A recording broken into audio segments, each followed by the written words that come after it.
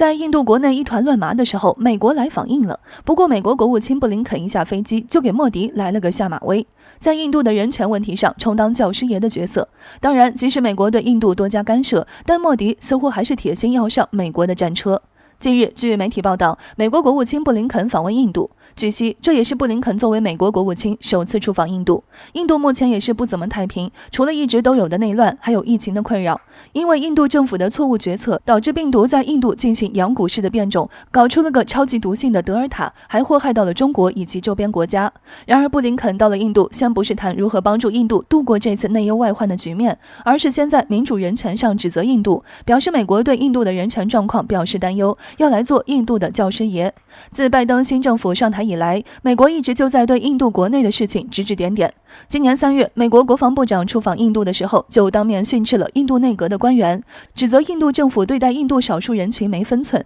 还警告印度不许采购来自俄罗斯的 S-400导弹。大家都知道，印度是一个有着迷之自信的国家，自诩为强国，在国际社会上更是显露出一副好斗的形象。但面对美国的指点时，印度往往又表现得很像日本。而布林肯之后向印度提出的议题，更是要把印度锁上美国的战车，成为美国的马前卒。和此前美国高官访印不同，布林肯此次访印的主题显得更全面和高端。教训完印度政府之后，布林肯开始了正题，如何针对中国。事实上，印太战略已经是美国和印度战略伙伴关系的最重要支撑点。如果没有中国，美国并不会像现在这样关注印度，更别提给印度出售新型武器，帮助印度发展。这一切都是因为印度也是中国的陆上邻国之一。中印边境几次出事，固然有印度政府转移国内矛盾的需要，背后很难说没有美国的挑唆。而伴随中美竞争的加剧，中美贸易战的开启，有专家分析到，印度认为中美关系难以向好，故此会在印太战略上更积极。布林肯此次出行最主要的目的就是落实4国峰会。按照美国方面的安排，在今年10月将会和印度等领导人在华盛顿见面，讨论如何将印太战略落实，彻底将除美国外的其他3国绑定在印太战略中马前卒的地位。另外，在印度政府十分关心的疫苗问题上，美国这次也拿出了一点诚意，表示会向印度提供约2500万美元用于疫苗的接种工作。尽管2500万美元对于疫苗接种来说不值一提，但比起之前美国的不管不问，已经有了很大的改变，至少拿出钱了。而对印度这种试图挟美自重的做法，中国早有准备，在高原上部署的新型火箭炮就是很明显的警告。毕竟中国的火箭炮最远可是能直接打到新德里的。印度做马前卒之前，还是先想想值不值得。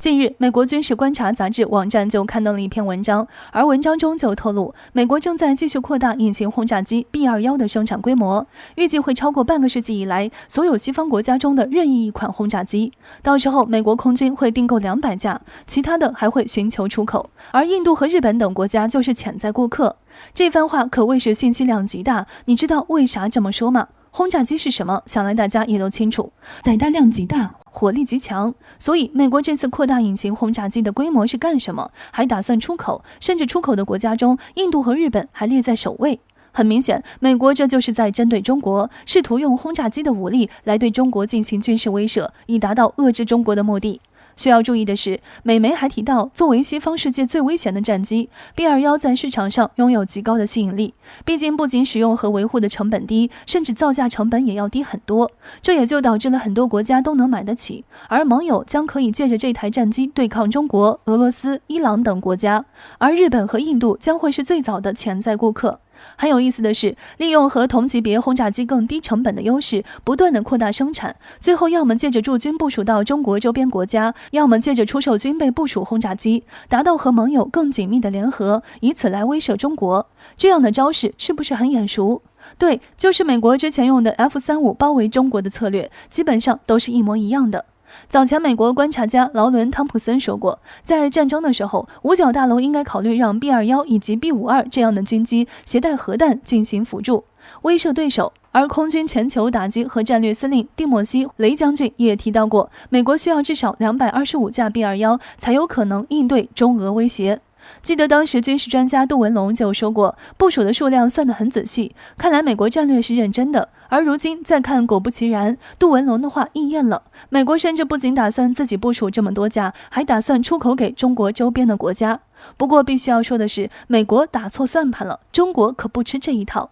当年中国人尚且能在战机完全不如美国的时候就击落美国战机，如今中国最先进的隐形轰炸机或许还没有露出庐山真面目，但是中国照样有其他的先进战机能够击落美国战机，所以美国就算卖出去了，只要胆敢进入中国境内，中国必定直接击落。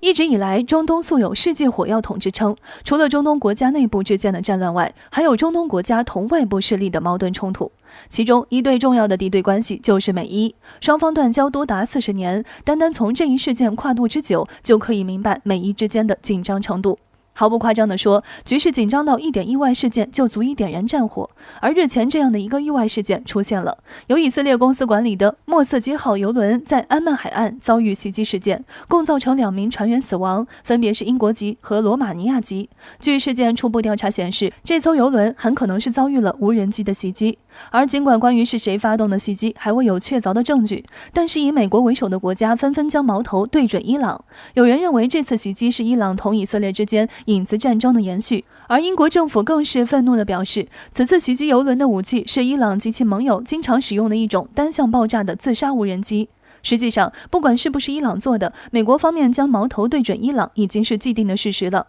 美国国务卿布林肯表示，将会连同英国、以色列、罗马尼亚以及其他国家共同对伊朗做出集体回应。而至于是何种回应，报道并未提及。但是可以想象到的是，按照美国的一贯做派，最有可能的是直接予以军事回击。自从美伊断交以来，美国就对伊朗实施了一切的孤立、制裁、军事包围的手段。而这次袭击事件真相到底如何，对美国而言根本不重要，他们就是想借此向伊朗发难。对此，伊朗方面立即做出回应，强烈谴责美英的这种无端指责，并强调将会对可能的军事冒险行动做出必要且迅速的回应。相比于以往只有美国一国的攻击，这次美国联合众多盟友，借着所谓的把柄，共同向伊朗发难，可见伊朗的形势并不乐观。那么在这样的情况下，为何有人认为中国必须出手援助呢？原因何在？我们知道，和伊朗一样，中国现如今也面临着美国及其盟友的围堵。在这样的情况下，中国有必要向外对美形成制衡，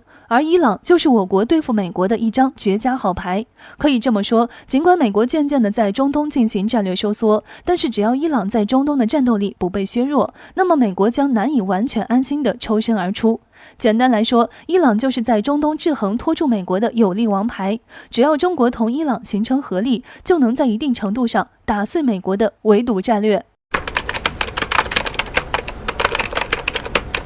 美国经常给岛内发送错误信号这件事，几乎已经是众人皆知了。从语言承诺到动手动脚的军事协助，一些手段基本上就没停过。但是最近岛内一份报告意外揭开一段秘密，让美台军事勾结再添铁证。据中时新闻网消息，岛内监察院审计部在监察时发现一份报告有严重失误，在2019年到2022年度的预算中，岛内使用严重违背了采购作业规定，将原本是2013年到2018年岛内采购的爱国者后勤结余款项1415万美元，转而应用到了2019年到2022年的美国专案人员赴台支援岛内的试射导弹训练任务。这件事的款项结余不是重点，重点是这1415万美元是被用来支付美国人到岛内协议台试射爱国者导弹的。很显然，这是在继 MS-110 电子吊舱之后，美台军事勾结的又一铁证。当初国台办就对美台军事勾结一事说过，坚决反对美台以任何形式的方式进行军事勾结，中国将坚决维护国家主权和权益，美国不要明知是错还非要挑衅，这是在把岛内人民推向深渊。所以如今这件事，不管是美国还是岛内，难道真的觉得中国不敢直接动手吗？需要指出的是，岛内的这份报告意外揭露出这样一桩事实，其实也恰好给解放军敲响了警钟。因为当解放军给美台留一线生机的时候，总有一些人会把解放军的警告视若无睹，全当自己看不见听不见。不管是美国还是台岛，都欠收拾太久了。对此，解放军必须下手痛击，只有痛了才能记得教训，只有痛了才知道什么是不能触碰的底线。毕竟就算是按照现在1:6的兑换率，岛内军方这次挪用的也足足有9000多万人民币了。这种挪重金也要求美国售后的行为，足以证明岛内绿党的心已经越来越大了，以武拒统的心思也几乎不打算掩饰。要知道，光是这2年，美国就在台岛插了多少次手，不仅在对台军售的数量以及先进程度上屡创新高，还不断增加与岛内的联合训练次数，甚至还不断有消息透露说美国要在岛内驻兵，或者已经在岛内驻扎了一些人。这些事情几乎都是在告诉我们，只有用美国能够听得懂的话说明中国的底线，美国才能真正听懂。不过，就像是岛内政论专家邱毅说的，随着美台的越线次数加剧，解放军早已准备好随时动手统一，而这个统一时机就快到了，甚至到时候两岸也许就是一国一制了。